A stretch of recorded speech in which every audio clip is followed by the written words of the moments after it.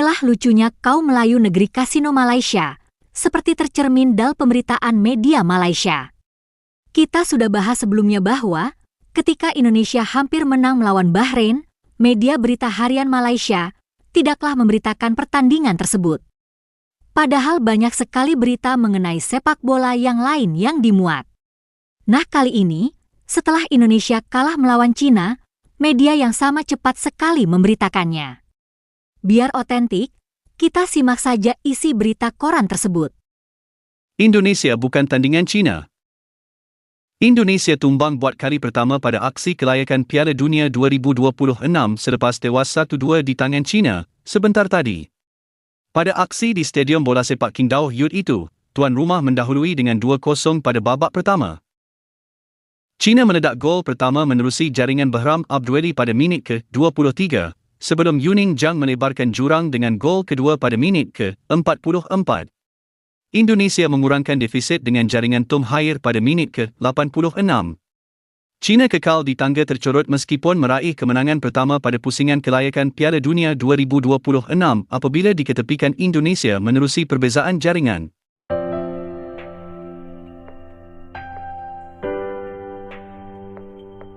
Begitulah isi pemberitaan tersebut.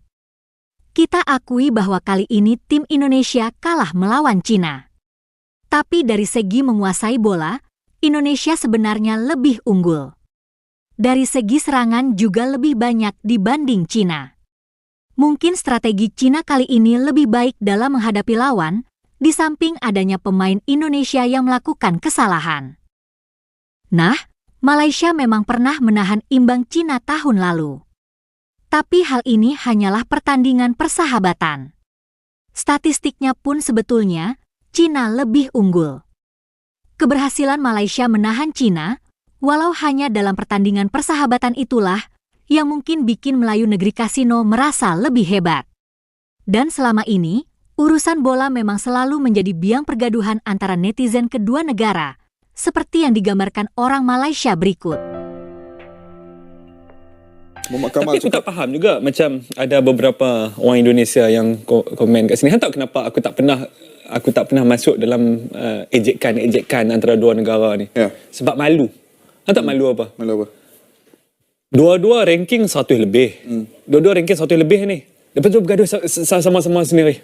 Tak perlu pun. Memang tak perlu.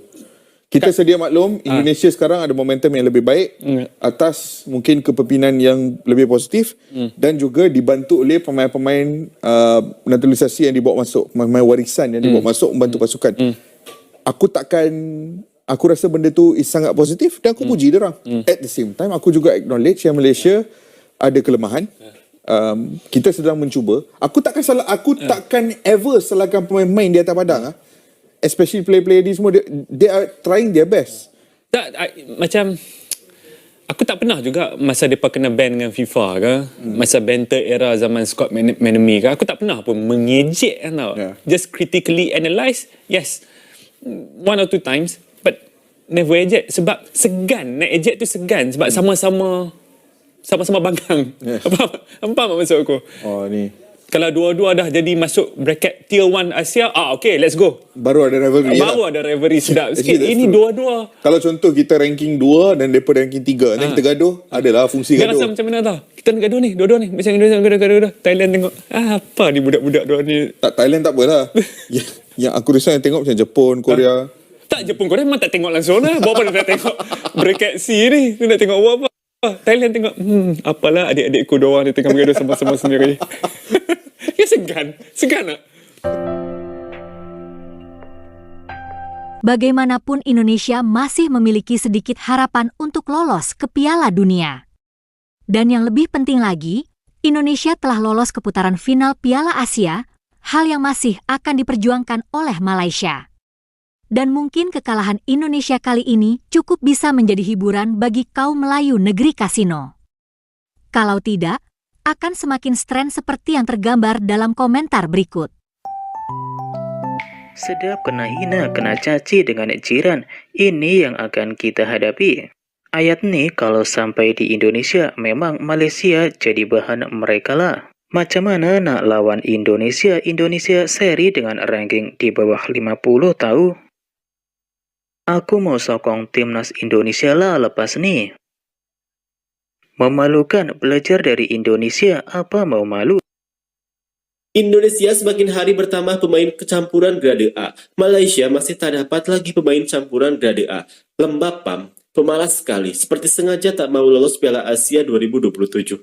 Bodoh FAM ini tak bisa berharap langsung cari pertandingan, persahabatan pun malas. Eloknya TMJ dan orang kanan dia saja yang layak pegang FAM, itu seharusnya. Manajemen JDT cepat lakukan kerja.